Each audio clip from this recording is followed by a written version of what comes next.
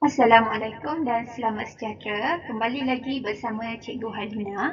Hari ini saya akan menerangkan tentang 1.3 iaitu kuantiti fizik dan unitnya. Apakah itu kuantiti fizik dan unit SI? Kuantiti fizik ialah sifat fizikal yang boleh dihitung, diukur dan dikira.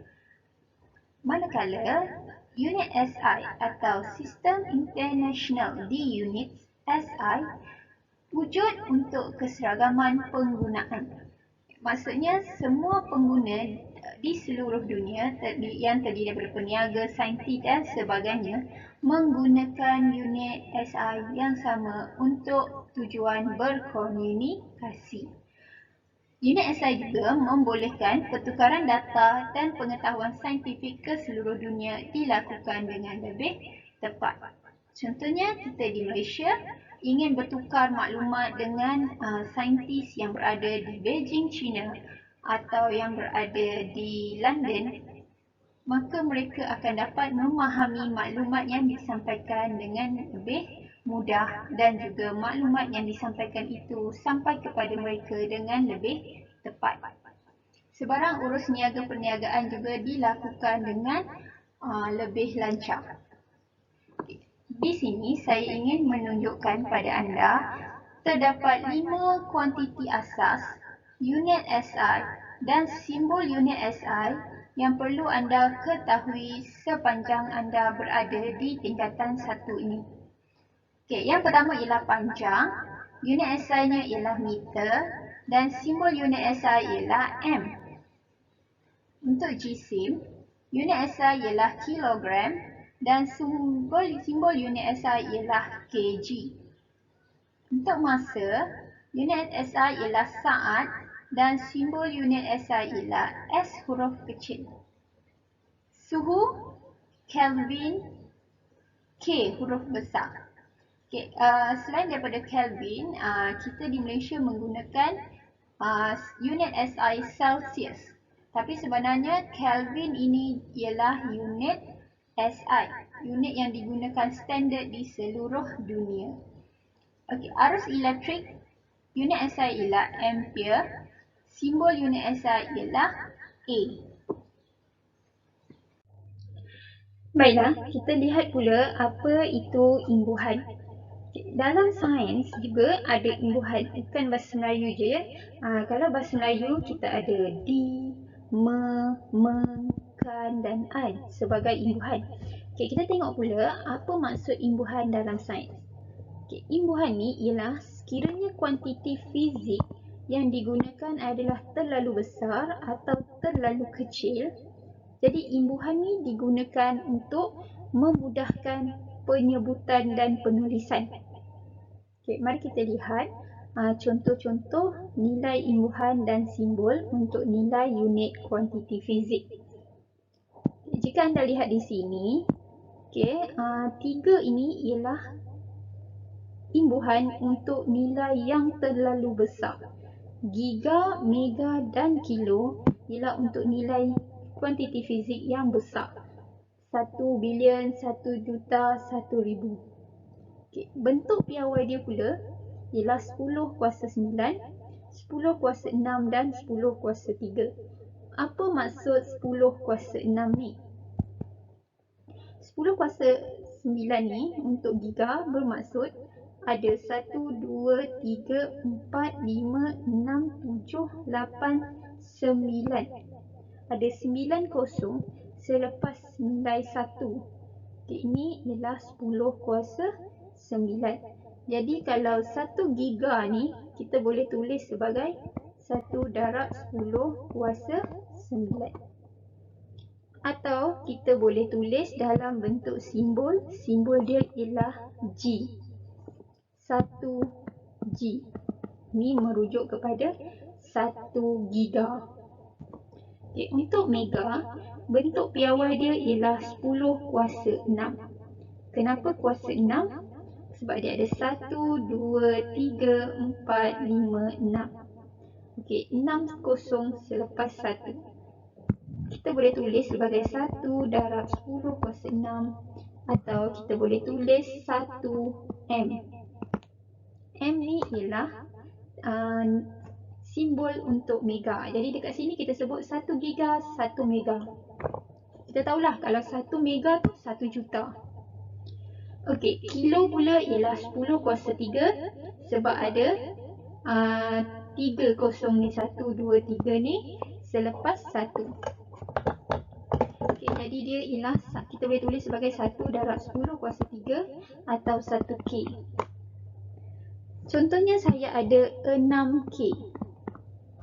6K ni sebenarnya ialah 6,000. 6 kilo ni kita guna imbuhan dia ialah K.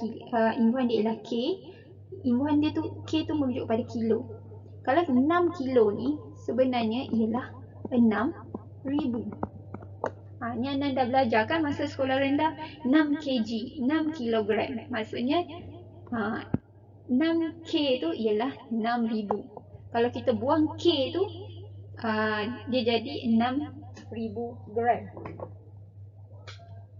Okey, mari kita lihat pula nilai imbuhan untuk kuantiti fizik yang terlalu kecil.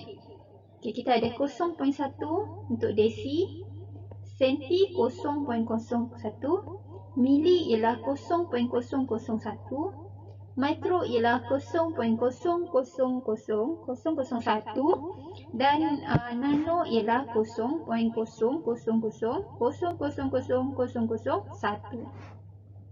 Sebab dia nilai dia ialah yang paling kecil, jadi bentuk piawai dia kita tulis sebagai 10 kuasa negatif 1. Okey, sebab ni kita gerakkan ke sebelah belakang ya. Serak satu kali. 10 kuasa negatif 1. Okey, ni 1, 2. 10 kuasa negatif 2. Okey, titik pula ni kita gerak 1, 2, 3. 10 kuasa negatif 3. Okey, ni 1, 2, 3, 4, 5, 6. Jadi 10 kuasa negatif 6. 1, 2, 3, 4, 5, 6, 7, 8, 9. 10 kuasa negatif 9. Sama juga penulisannya, 1 darab 10 kuasa negatif 1 untuk desi, senti 1 darab 10 kuasa negatif 2 untuk 1 senti dan seterusnya. Okey, di sini ialah simbol. Kalau desi kita guna D huruf kecil, senti C huruf kecil, mili M huruf kecil, mikro ni ialah simbol untuk mikro dan N ialah simbol untuk nano.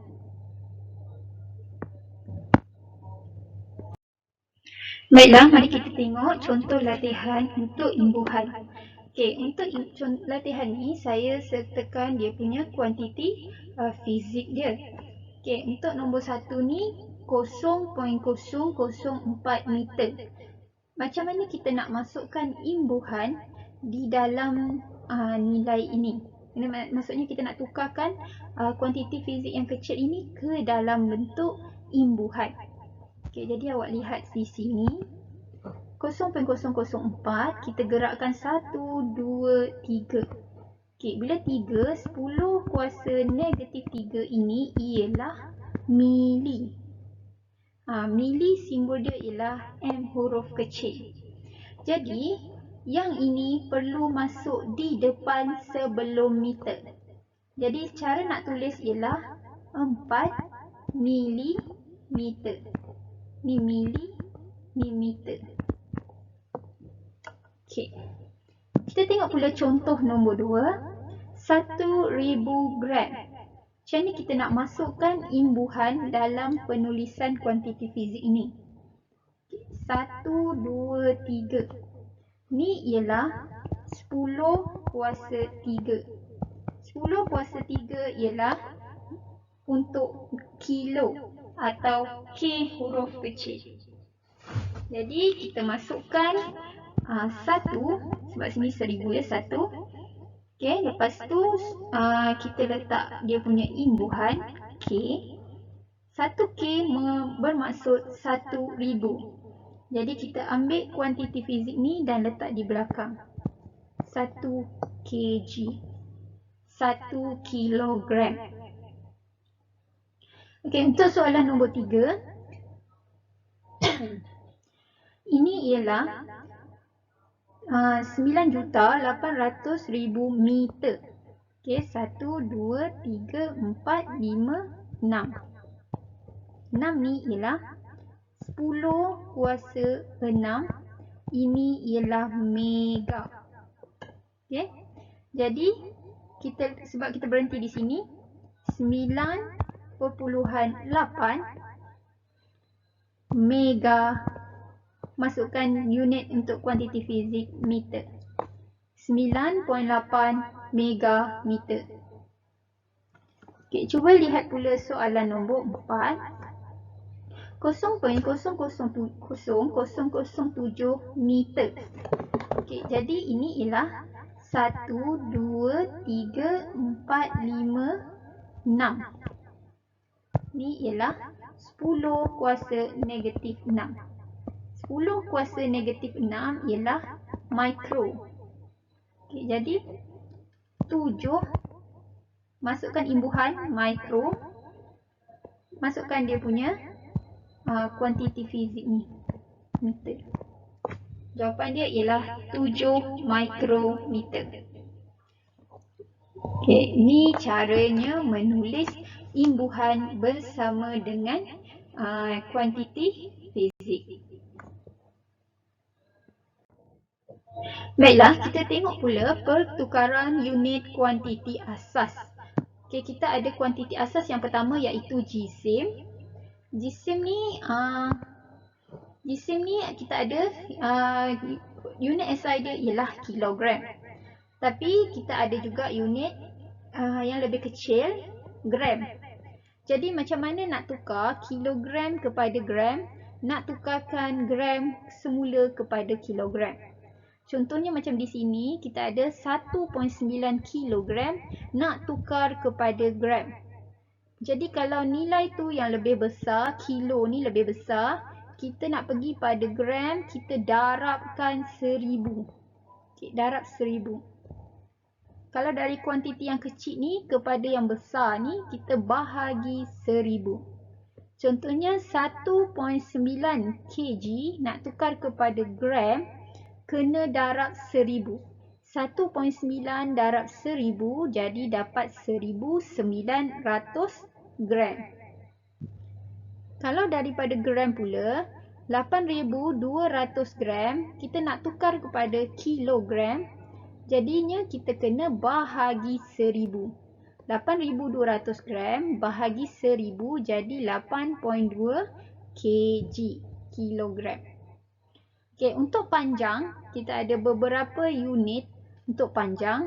Okey, unit SI ialah meter. Dan ada unit yang lebih besar, kilometer. Okey, desimeter ialah unit yang lebih kecil, sentimeter dan milimeter adalah unit yang paling kecil. Dia ada lagi yang kecil, nanometer dan sebagainya. Tapi untuk hari ini kita tengok yang paling besar ialah kilometer dan yang paling kecil di sini ialah milimeter. Jadi daripada kilometer nak tukar kepada meter, kita darab 1000. Nak tukar daripada meter nak tukar pada desimeter, darab 10. Sama ya, dari desimeter nak tukar pada sentimeter, darab 10. Daripada sentimeter nak tukar pada milimeter, darab 10. Bila kita nak tukar daripada nilai yang kecil kepada nilai yang lebih besar, kita bahagikan. Dari milimeter nak ke sentimeter, kita bahagi 10. Dari sentimeter ke desimeter, kita bahagi 10. Dari desimeter ke meter, kita bahagi 10. Dan dari meter ke kilometer, kita dah bahagi 1000. Contoh soalan ni, 80 meter tukarkan kepada cm. Jadi sini anda lihat sini, meter kepada sentimeter. Jadi anda perlu darab 10 darab 10. 10 darab 10 ni ialah 100. Jadi anda darabkan 80 darab 100. Kita akan dapat 8,000 cm. Okey ya. Tengok ni ya. Daripada meter nak ke sentimeter. Jadi darab 10, darab 10. Maksudnya anda perlu darab 100. Okey.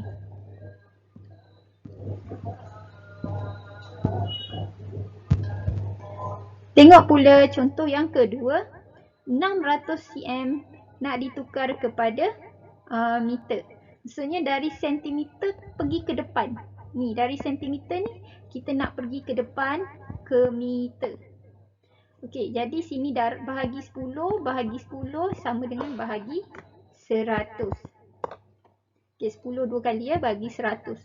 Jadi 600 cm ni nak pergi kepada meter, kita kena 600 itu bahagi dengan 100. Jadi anda akan dapat 6 meter.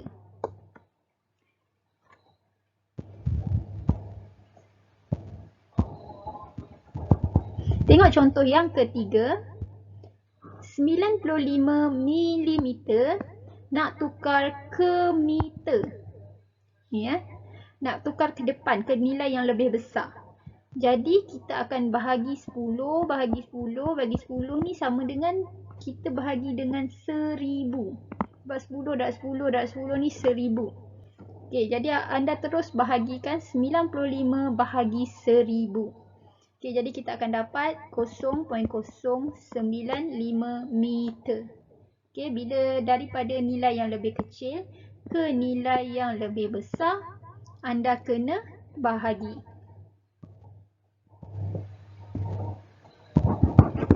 Okey, untuk masa pula, kita ada jam, minit dan saat. 1 jam 60 minit.